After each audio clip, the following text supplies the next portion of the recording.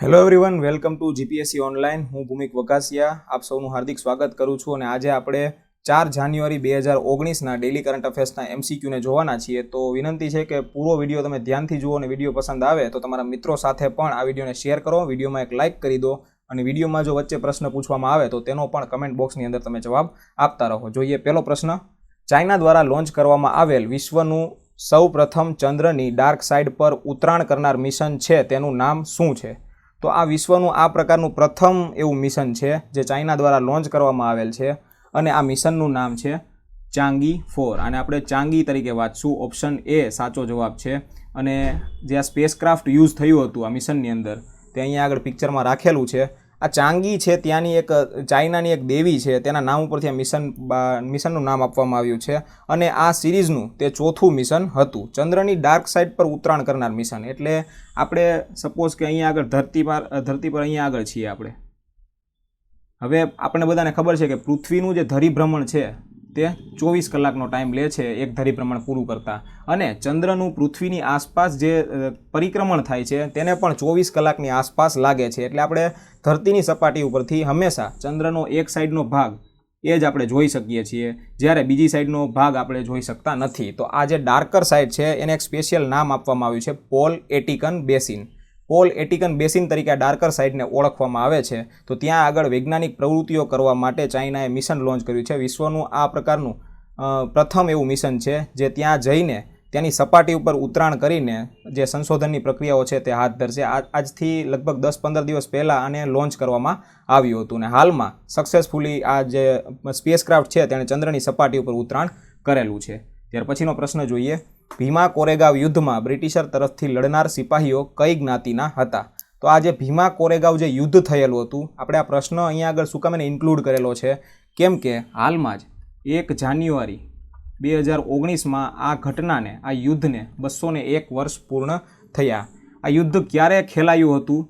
તો કે 1 જાન્યુઆરી 1818માં આ યુદ્ધ છે તે બ્રિટિશર અને પેશવાઓ વચ્ચે ખેલાયું હતું, જેમાં બ્રિટિશ સેનાનો સાથ આ જે મહાર દલિત છે તેના સૈનિકોએ આપેલો હતો અને મહાર દલિત સૈનિકો છે તે આ યુદ્ધમાં લડ્યા હતા અને આમાં જીત પણ બ્રિટિશરોની થઈ હતી, પેશવાઓ હારી ગયેલા હતા। હવે ઇતિહાસમાં આ જે યુદ્ધ છે તેને એક ધર્મ વિજય તરીકે ઓળખવામાં આવે છે, કેમ કે આ પેશવા આ જે સમાજ છે તે બ્રાહ્મણ હતા। હવે આ બ્રાહ્મણો દ્વારા એ વખતે થોડોક દલિત ઉપર એવો ભેદભાવ કરવામાં આવતો હતો, તેને અમુક પ્રકારનું ડિસ્ક્રિમિનેશન કરવામાં આવતું હતું, જેને પગલે મહાર દલિતોએ બ્રિટિશરો તરફથી લડવાનું નક્કી કર્યું અને બ્રિટિશરોની આ જે યુદ્ધ છે તેમાં જીત થઈ। આ ભીમા કોરેગાંવ યુદ્ધ ક્યાં આગળ ખેલાયું હતું? તો કે આ ભીમા કોરેગાંવ જે નામ છે એ ભીમા કોરેગાંવ કરીને જિલ્લો આવેલો છે મહારાષ્ટ્રની અંદર પૂના પાસે, તો ત્યાં આગળ આ યુદ્ધ થયું હતું। અને આ જે યુદ્ધ થયું તેમાં જેટલા દલિત સિપાહીઓ એ શહીદ થયા છે, તો ત્યાં આગળ એક સ્તંભ પણ ઊભો કરવામાં આવેલો છે। આ પિક્ચરની અંદર તમે આ સ્તંભને જોઈ શકો છો। અહીંયા આગળ આ જે સ્તંભ છે તેમાં 1-2 ડઝન જેટલા સિપાહીઓ છે તેના નામ પણ લખવામાં આવેલા છે। અને આપણા જે બંધારણના ઘડવૈયા છે બાબા સાહેબ આંબેડકર, તેણે 1 જાન્યુઆરી 1927ના રોજ આ જગ્યાની મુલાકાત લીધી હતી। અને જ્યારે ગઈ સાલની વાત કરીએ 1 જાન્યુઆરી 2018માં, તો ત્યાં આગળ થોડીક આ હિંસા થઈ હતી, તેને કારણે પણ આ જે યુદ્ધ છે, આ જે ઘટના છે તે થોડી ચર્ચામાં રહી હતી ગયા વર્ષે। તો એટલે આ વસ્તુ આપણે જાણી લેવી જોઈએ કે મહાર દલિત સૈનિકો છે તેણે બ્રિટિશરોનો સાથ આપીને આ યુદ્ધમાં ઝંપલાવ્યું હતું। ત્યાર પછીનો પ્રશ્ન છે, the ministry of road transport and હાઈવેઝે હાલમાં 1.7 લાખ જેટલા પુલોને એક ડેટાબેઝમાં દાખલ કર્યા છે, તેનું નામ શું છે? તો the ministry of road transport and highways, જેના આપણા કેન્દ્રીય મંત્રી છે નીતિનભાઈ ગડકરી, તેણે એક્ઝેક્ટ આંકડાની વાત કરીએ તો 1,72,517 જેટલા પુલો છે તેને ઇન્ડિયન બ્રિજ મેનેજમેન્ટ સિસ્ટમ, આ એક ડેટાબેઝ છે તેની અંદર દાખલ કરેલા છે। એટલે પ્રશ્નનો ઓપ્શન બી એ સાચો જવાબ થઈ જશે। હવે પુલની આપણે સેપરેટ વાત કરી લઈએ, એટલી આંકડાકીય માહિતી આપણા માટે ઇમ્પોર્ટન્ટ છે નહીં, પરંતુ 1.3 લાખ જેટલા ગરનાળા, એટલે કે કોઈ આપણે ગામની અંદર વધારે જોવા મળે કે કોઈ નાળું પસાર થતું હોય તો તેની ઉપર એક નાનકડો પુલ બાંધવામાં આવે જેને ગરનાળું કહે અથવા તો નાળું કહે છે।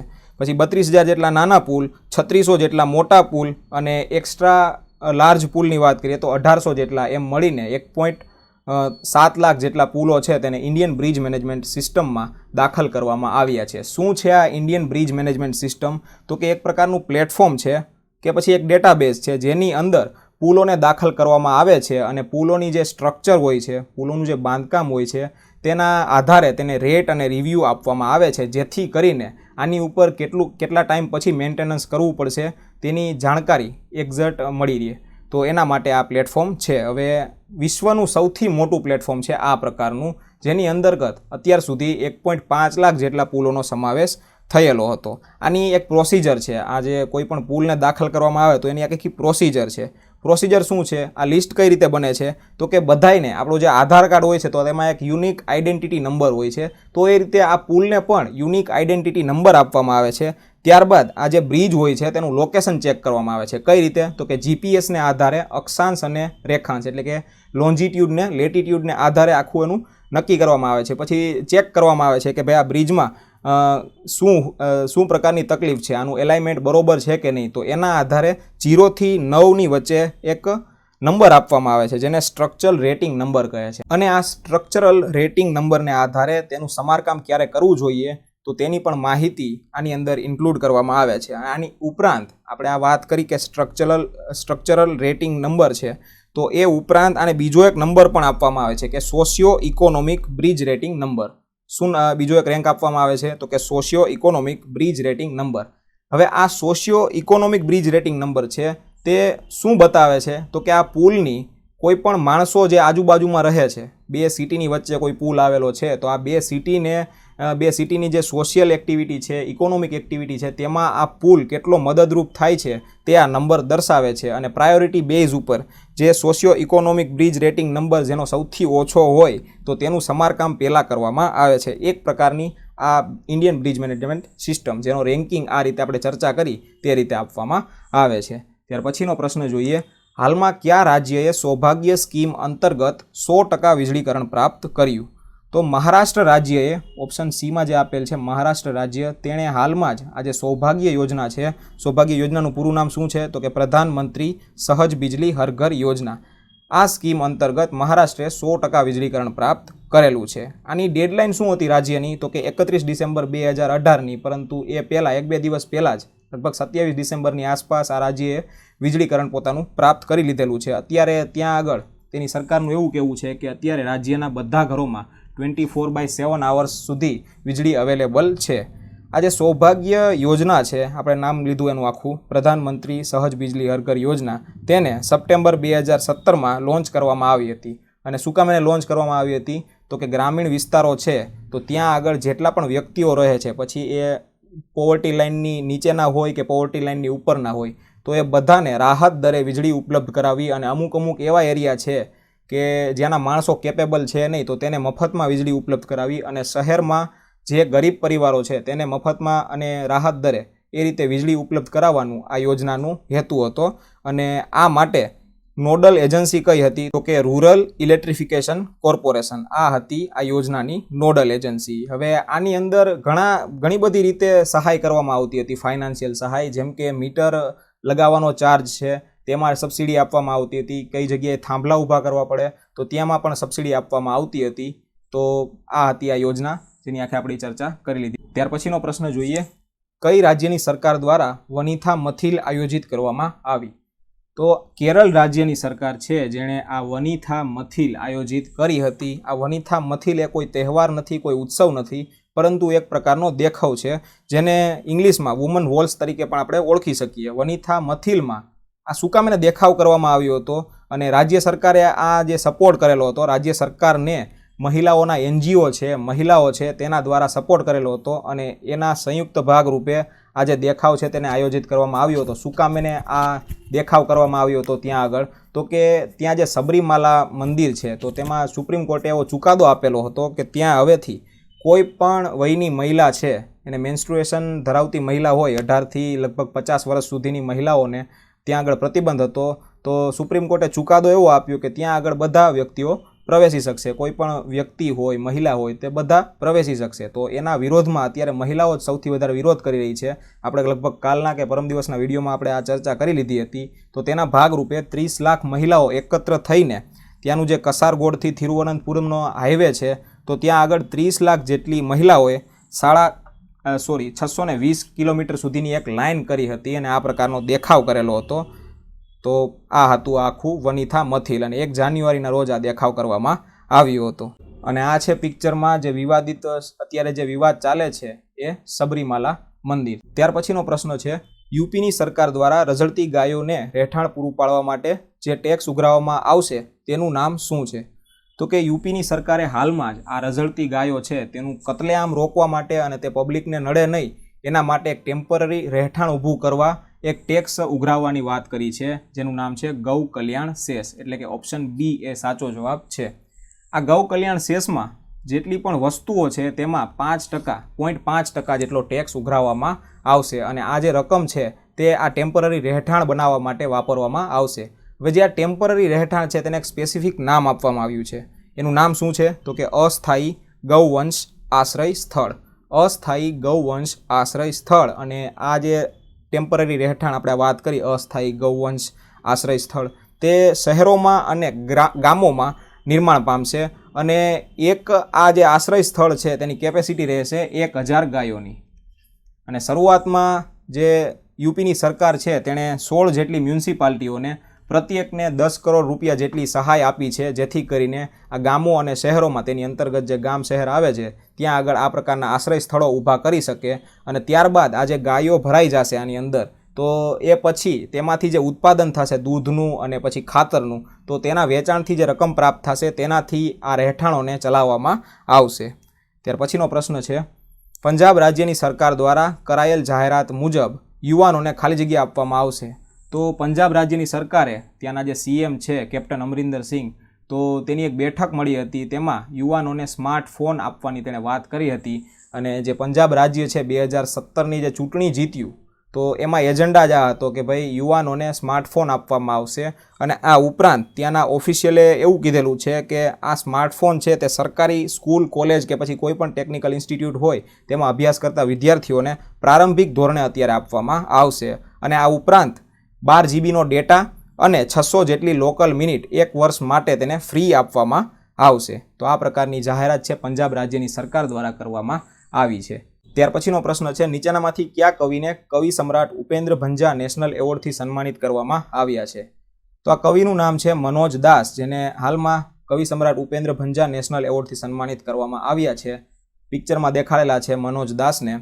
અને મનોજ દાસને કઈ કેટેગરીમાં એવોર્ડ આપવામાં આવ્યો છે? તો કે લાઈફ ટાઈમ એચિવમેન્ટની કેટેગરીમાં આ એવોર્ડ તેમને આપવામાં આવ્યો છે. મનોજ દાસ છે તેને લિટરેચર બાબતે આ એવોર્ડ આપવામાં આવ્યો છે અને તે પ્રખ્યાત ઇંગ્લિશ અને ઓડિયા આ બંને ભાષાના કવિ છે, એક લેખક છે. ત્યાર પછીનો પ્રશ્ન જોઈએ, તાજેતરમાં પશ્ચિમ બંગાળની સરકાર દ્વારા ખેડૂતો માટે શરૂ કરાયેલ યોજનાનું નામ શું છે? તો પશ્ચિમ બંગાળની સરકારે હાલમાં જ ખેડૂતો માટે એક યોજના લોન્ચ કરી છે, જેનું નામ છે કૃષક બંધુ યોજના. ઓપ્શન બી છે તે સાચો જવાબ છે. અને હાલમાં ત્યાંની જે સીએમ છે મમતા બેનર્જી, તો તેણે એવું પણ કીધેલું છે એક સમારોહમાં કે ભાઈ 59% કે 49% જેટલું જે પ્રીમિયમ છે આ વીમા હોય, પાકની ઉપર વીમા જે ભરતા હોય તો તેમાં પ્રીમિયમ ભરવાનું આવતી હોય છે, તો એ પ્રીમિયમ પણ માફ કરી દેવામાં આવશે. પરંતુ એ ઓફિશિયલ છે નહીં. અત્યારે તો કૃષક બંધુ યોજના ત્યાંની સરકારે લોન્ચ કરેલી છે. અને આ યોજનાની થોડીક હાઇલાઇટ્સ જોઈ લઈએ તો સરકાર છે તે પ્રતિ એકર ખેડૂતોને પ્રતિ એકર 5000 રૂપિયાની સહાય આપશે. અને જે આ 5000 રૂપિયાની સહાય છે તે પ્રતિ વર્ષ આપવામાં આવશે અને 2 હપ્તામાં તેને આપવામાં આવશે. એક હપ્તો ખરીફ પાકમાં અને બીજો હપ્તો રવિ પાકમાં. અને આ ઉપરાંત આ યોજનામાં એક વીમા યોજના પણ સંકળાયેલી છે. 2 લાખનો વીમો પણ આ ખેડૂતોને આપવામાં આવશે. એક્સિડન્ટથી મૃત્યુ થાય કે પછી બીજી કોઈ રીતે મૃત્યુ થાય તો તેની ફેમિલીને, ખેડૂતની ફેમિલીને 2 લાખ રૂપિયાનો વીમો પણ આપવામાં આવશે.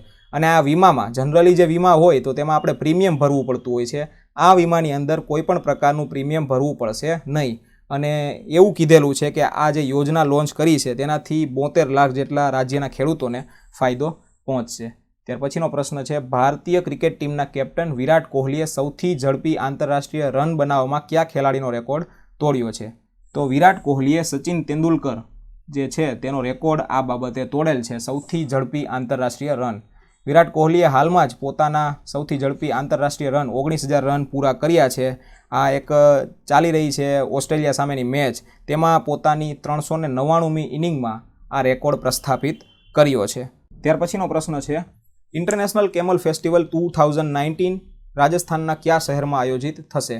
તો જે ઇન્ટરનેશનલ કેમલ ફેસ્ટિવલ 2019 છે તે રાજસ્થાનના બીકાનેરમાં આયોજિત થશે, એટલે ઓપ્શન સી એ સાચો જવાબ છે. આ એક પિક્ચર રાખેલું છે, ગયા વર્ષે એક યોજાયો હતો જે આ ઇન્ટરનેશનલ કેમલ ફેસ્ટિવલ દર વર્ષે યોજાય છે અને ક્યાં યોજાય છે? બીકાનેર ખાતે. અને આ વર્ષે ક્યારે યોજાવાનો છે? તો કે 12 જાન્યુઆરીએ શરૂ થશે અને 13 જાન્યુઆરીના રોજ આ ફેસ્ટિવલ છે તે સમાપ્ત થઈ જશે. આની અંદર ઊંટના કરતબો બતાવવામાં આવે છે, ઊંટની રેસ થાય છે, પછી બીજી ઘણી બધી ઊંટની જે બાબતો છે તેની અંદર ઊંટની લેવેચ પણ આની અંદર થાય છે. તો આ પ્રકારનું આ ફેસ્ટિવલનું રૂપરેખા હોય છે. ત્યાર પછીનો પ્રશ્ન છે, રમાકાંત આચરેકર જેનું હાલમાં નિધન થયું છે તેને 2010માં કયા નાગરિક પુરસ્કારથી સન્માનિત કરવામાં આવ્યા હતા? તો રમાકાંત આચરેકર અત્યારે ન્યૂઝમાં છે, સચિન તેંડુલકરના કોચ હતા તે, જે હાલમાં નિધન થયું છે તેનું, અને તેને 2010માં પદ્મશ્રીનો ખિતાબ ભારત સરકારથી મળેલો હતો. આ જે નાગરિક પુરસ્કાર છે તેને 2010માં તેને પ્રાપ્ત થયો હતો. અને આ ઉપરાંત 1990માં તેને દ્રોણાચાર્ય પુરસ્કારથી પણ સન્માનિત કરવામાં આવ્યા હતા. તો અહીંયા આગળ જેટલા પણ કરંટ અફેર્સના પ્રશ્નો છે તે પૂર્ણ થાય છે. હવે કાલના વિડીયોમાં જે પ્રશ્ન પૂછ્યો હતો, તાજેતરમાં નિમહાન્સના ડોક્ટરો દ્વારા નીચેનામાંથી કઈ એપ્લિકેશન ડેવલપ કરવામાં આવી છે? તો તેનો જવાબ આવશે ડિજિટલ ડિટોક્સ એપ, જે ખાસ કરીને મોબાઈલની ખરાબ હેબિટ પડી ગઈ છે તેને છોડાવવા માટે ડેવલપ કરવામાં આવી છે. નિમહાન્સની એક લેબોરેટરી છે શટ કરીને, તો તેના દ્વારા આ જે એપ છે તેને ડેવલપ કરવામાં આવી છે. હવે આજના વિડીયો માટે એક પ્રશ્ન રહેશે, કાલનામાંથી જ ઉપાડેલો છે આપણે. IAA વર્લ્ડ કોંગ્રેસની મિટિંગ કયા શહેરમાં આયોજિત થશે?